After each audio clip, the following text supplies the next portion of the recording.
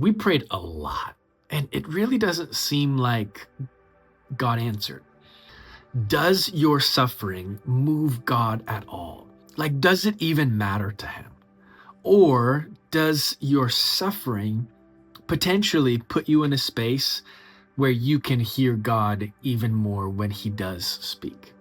This is the big question in today's reading, Job 35 through 37, and it's actually presented by Job's third friend, Elihu. Elihu says this in verse 6. He says, if you sin, how does that affect him? He says, if your righteousness is great, then what do you give him? And then he says something even stronger in verse 15. Watch this. He says, God delivers the afflicted by their affliction and opens their ears up by adversity. And what Elihu is trying to do is, even though these verses are harsh and what he's saying to Job is pretty stern, he's trying to help reframe Job's mind. He's trying to potentially help him understand that, Job, maybe you're suffering and God is using this suffering as instructional, and he's getting you into a place where when he does respond, that you're most receptive to his voice. Now, my wife and I, it's the new year, and we took all of last year and we prayed over this one specific topic. And we prayed a lot, and it really doesn't seem like God answered. It really seems like God has been silent. And though we haven't been suffering like Job, I resonate with Job. It's like I've been wanting this conversation, I've been wanting this response, and I've almost gotten nothing. In fact, I went to a prayer team member at our church one Sunday and I said, hey, would you just pray for me? And I didn't give her any instruction. I just said, would you just pray for me?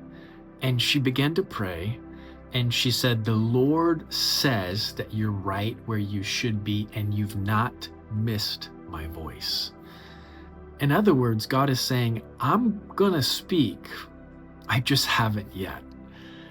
And little does Job know that God is actually about to speak. Right now, Elihu is speaking, and to give you some context on Job's friend Elihu, he's actually younger than Job and his friends.